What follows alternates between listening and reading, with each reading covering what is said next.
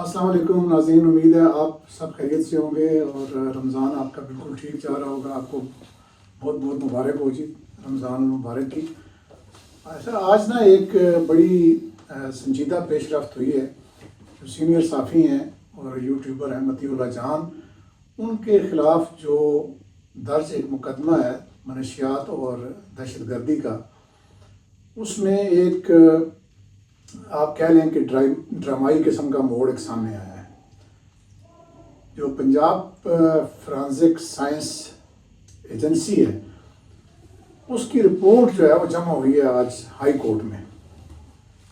تو اس میں یہ بتایا گیا ہے کہ جو ان پہ جو الزام لگا تھا کہ جو مبینہ طور پہ ان سے برآمد ہوئی تھی، جو جس کو آئس کہتے ہیں،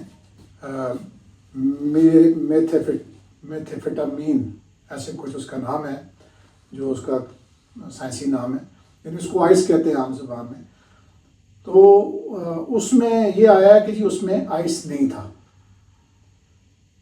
تو ظاہر ہے کہ یہ پروسیکیوشن کا جو کیس ہے وہ تو پہلے ہی اس چیز کا بہت چرچا تھا کہ یہ جو مطیع اللہ جان ہے، یہ میں ذاتی طور پہ مطیع اللہ جان صاحب کو کافی عرصے سے ان کو رپورٹنگ کرتے ہوئے دیکھ رہا ہوں.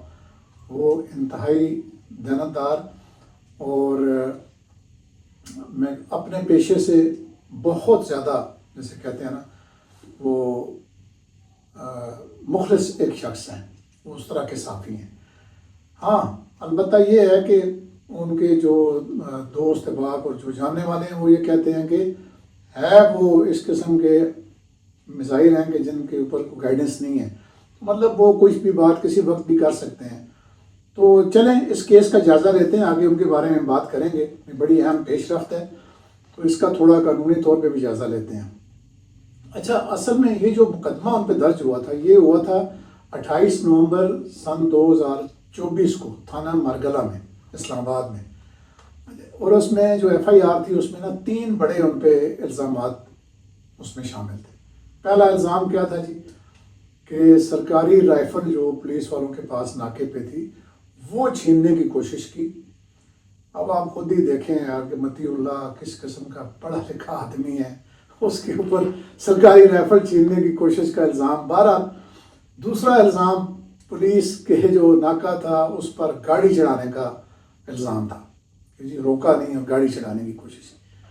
اور جو تیسرا اور سب سے سنگین الزام تھا وہ یہ منشیات رکھنے کا. اچھا، یہ مقدمہ آپ کو یاد ہوگا کہ یہ ایسے وقت میں درج ہوا تھا جب 2024 میں جو نومبر 2024 کے جو واقعات تھے، 26 نومبر کے، وہ احتجاجی مظاہروں کے دوران ایک بڑی مشہوری تھی. ہم نے بھی اس پہ ویڈیو کی تھی، بات کی تھی کہ جی بہت زیادہ لوگ کہتے ہیں پی ٹی آئی کے کہ جی ہلاکتیں ہوئی ہیں. اب یہ جو مطیع اللہ ہیں، یہ مبینہ طور پہ ان جو مبینہ ہلاکتیں تھیں ان کی تحقیقات کر رہے تھے اور اسپتالوں میں گھس رہے تھے، جو بھی اپنا وہ طریقہ ہے ان کا اس پہ وہ کر رہے تھے. یہ ایک اس بیک گراؤنڈ میں اس کیس کو اس وقت بھی بڑا اس پہ ڈسکشن ہوئی. اچھا، اب آتے ہیں عدالت کی کارروائی کی طرف. تو آلریڈی ان کا جو مقدمہ ہے وہ انسداد دہشت گردی کی عدالت میں زیر سماعت ہے، لیکن یہ گئے تھے ہائی کورٹ میں کویشمنٹ کے لیے. تو آج جو ہے وہ ہائی کورٹ میں جو ان کی کویشمنٹ تھی اس کی سماعت ہوئی. اور اس میں جو ڈوین بینچ تھا، میرا جسٹس اعظم تھے اور جسٹس ارباب طاہر غالباً تھے. تو ادھر جناب دھماکہ اس وقت ہوتا ہے کہ جب پولیس جو ہے وہ لیبارٹری کی جب رپورٹ پیش کرتی ہے، جو پنجاب فرانزک سائنس ایجنسی نے تیار کی ہوئی ہے وہ رپورٹ، تو اس میں یہ واضح کیا گیا کہ جی برآمد شدہ مادے میں وہ جو آئس ہے، یعنی وہ جو مادہ ہے میتھیفیٹامین، وہ اس میں موجود نہیں ہے. اب آپ یہ دیکھ لیں، اس میں 2 چیزیں یہاں پہ رک کے ہم ایک بات کر لیتے ہیں. ایک تو جب پچھلے دنوں ایک پنجاب فرانزک لیب کی ایک رپورٹ جس میں وزیر اعلیٰ خیبر پختونخوا کی تصویر کو شناخت کیا گیا تھا، تو اس وقت مجھے بہت سارے میرے جو جاننے والے ہیں انہوں نے یہ کہا کہ جی یہ اس طرح سے ہو جاتا ہے، رپورٹ تیار ہو جاتی ہے. لیکن آپ ایک بات کو دیکھ لیں کہ یہ جو پنجاب کی فورینسک سائنس ایجنسی ہے اس کی یہاں پہ تعریف کرنا بنتا ہے کہ یعنی ان کا جو سسٹم ہے وہ فل پروف ہے. یعنی وہاں پہ نہیں پتہ ہوتا کہ یہ جو رپورٹ ہے یہ کس کیس کی تیار ہو رہی ہے. یہ میں نے خود وہاں ان کا جتنا بھی وہ سسٹم دیکھا تھا ایک دفعہ، اس میں جیسے کہ یہ جو پیپرز ہوتے ہیں ان پہ فکٹیشیس نمبر سلپس لگ جاتی ہیں، اسی طریقے کا کوئی جو سسٹم ہے وہ وہاں پہ بھی ہوتا ہے. جو رپورٹ تیار کرنے والا ہے اس کو یہ پتہ نہیں ہوتی کہ یہ کس کیس کی رپورٹ تیار ہو رہی ہے. تو بڑا ہی یعنی بڑا شفاف طریقہ کار ہے. بہرحال اچھا، اب یہ جو ایک مین جو کیس میں جو سب سے بڑی چیز ہے اب وہی ایک قسم کی نل اینڈ وائڈ ہو گئی ہے. اچھا، آپ کو یہ بھی پتہ ہے کہ جو پاکستان میں جو منشیات کے مقدمات ہیں تو وہ جو کنٹرول آف نارکوٹکس سبسٹنسز ایکٹ ہے 1997 اس کے تحت ہی چلتے ہیں. تو لیکن اس کے ساتھ چونکہ باقی دہشت گردی کی دفعات بھی ہیں، تو لیکن اس جو دفعہ ہے یہ جو نارکوٹکس والی دفعہ ہے اس کے تحت تو جو کیمیکل جو تجزیہ ہوتا ہے وہ بنیادی اہمیت کا عامل ہوتا ہے. وہ تو فارغ ہو گیا، یعنی وہ چارج تو فارغ ہو گیا. تو یوں سمجھیں کہ جو مطیع اللہ جان صاحب ہیں ان کی ایک اخلاقی فتح بھی ہوئی ہے کہ ان پر جو 3 مین الزامات لگائے گئے تھے، ایک الزام جس میں لیب انوالو تھی، جس میں ایک انڈیپینڈنٹ سسٹم انوالو تھا، اس میں وہ فارغ ہو گئے. تو یہ ایک بہت ہی اچھی بات ہے. میں مطیع اللہ جان صاحب کو مبارکباد بھی دیتا ہوں، انہوں نے بڑی ثابت قدمی کے ساتھ اس مقدمے کا سامنا کیا ہے. اچھا، خیر ظاہر ججز نے جب یہ دیکھا کہ جی یہ تو اس میں یہ الزام تو ختم ہی ہو گیا ہے، تو پھر انہوں نے کہا کہ جب ممنوعہ مادہ ہی موجود نہیں ہے، رپورٹ میں آ گیا ہے، تو پھر اس پہ جو فرد جرم جو ہے وہ کیسے عائد کی جا سکتی ہے. تو انہوں نے کیس جو ہے وہ باقی جو سماعت ظاہر ہے اس کے لیے واپس بھیج دیا ٹرائل کورٹ کو. تو یہ تو سوال جو ہے وہ فوجداری قانون کے جو بنیادی اصول ہیں ان سے جڑا ہوا ہے. استغاثہ پر یہ لازم ہے کہ وہ اپنا جو مقدمہ ہے وہ بیانڈ جسے کہتے ہیں نا ریزنیبل ڈاؤٹس وہ ثابت کرے. تو اس میں تو یعنی یہ معاملہ بالکل اس حد تک تو کام فارغ ہو گیا.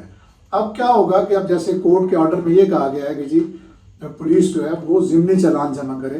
تو جب بھی کسی کیس میں کوئی نئی پیش رفت سامنے آتی ہے تو اس میں جو 173 ضابطہ فوجداری کی جو رپورٹ ہے اس میں پہلے بھی کئی دفعہ بات کر چکا ہوں، وہ پھر اس کا یعنی آپ کہہ لیں کہ سپلیمنٹری چالان جو ہے اس میں پیش کیا جاتا ہے کہ جی یہ نئی پیش رفت ہو گئی ہے.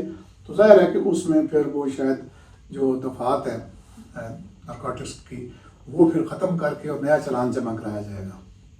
اچھا، یہ تو یہاں تک ہوگی کہ قانونی جو یہ اصطلاحات ہیں ان کی بات ہوگی.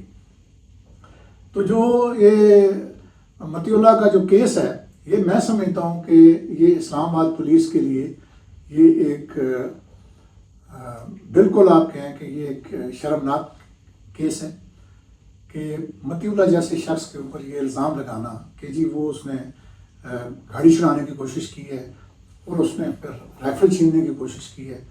تو اس کو پروسیکیوشن کو خاص کر اس واقعے کے بعد کہ جب ان کے ہاتھ میں یہ ایویڈنس بھی نہیں آئی کہ عدالت وہ کیا نام ہے اس کی لیبارٹری کی رپورٹ بھی ان کے حق میں نہیں آئی، تو وہ والی جو چیزیں ہیں ان کو تو ثابت کرنا بالکل ہی یعنی کیس کو فارغ کر دے گا.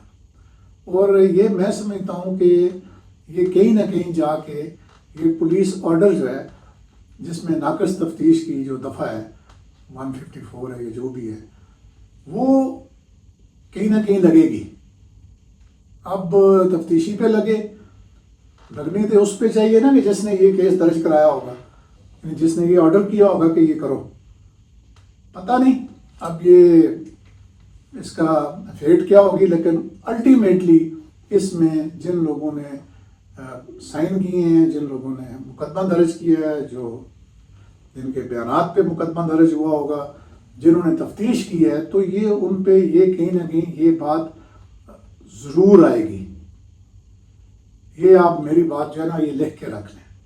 اسی لیے جو پرانے اور جو سمجھدار پولیس افسر ہیں وہ یہی کہتے تھے کہ یار آپ جو کسی کے بھی کہنے پہ غلط کام نہ کریں، اور اگر کوئی بھی آپ سے کہتا ہے کہ یہ کام کریں ہی کریں تو اسے کہیں جی آپ لکھ کر دیں. تو وہ اگر اس میں تڑ ہوگی لکھ کے دینے کی تو وہ لکھ کے دے گا، ورنہ کوئی سینئر افسر جو یہ مقدمے کراتے ہیں وہ یہ لکھ کر نہیں دیں گے. تو خیر میں مطیع اللہ صاحب کو بھی یہ کہوں گا کہ ان کو مبارکباد دیتا ہوں کہ انہوں نے یہ بڑا اچھی طریقے سے اس مقدمے کو فیس کیا ہے. اور یہ جو ایک طرح کا جو کالا دھبا لگا ہے اسلام آباد پولیس کی تفتیش کے اوپر، تو یہ پتہ نہیں کتنا عرصہ لگے گا اس کو دھلنے میں.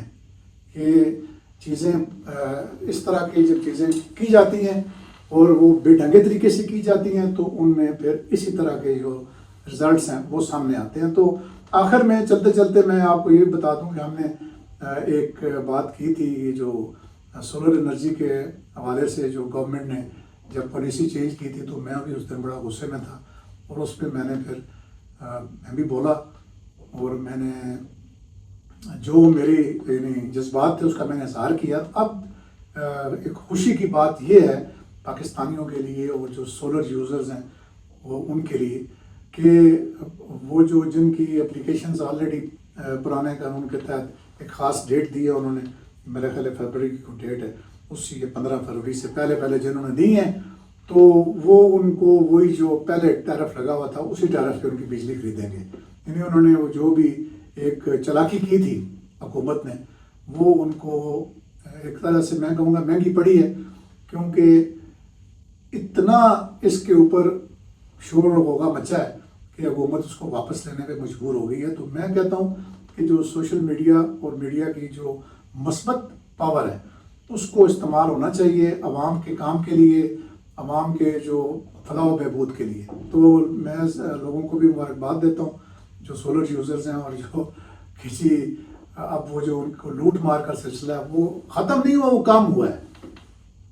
مطلب یہ کہ وہ ہے ابھی بھی ان کا جو کتا ہے وہ ٹومی ہے اور جو یوزرز کا کتا ہے وہ کتا ہے. لیکن بہرحال یہ ہے کہ کہتے ہیں کہ کچھ نہ ہونے سے تو کچھ ہونا بہتر ہے. تو اگر آپ کو جناب یہ ویڈیو پسند آئی ہو تو پھر اس کو لائک شیئر اور سبسکرائب کریں، چینل کو ضرور سبسکرائب کریں. اللہ حافظ.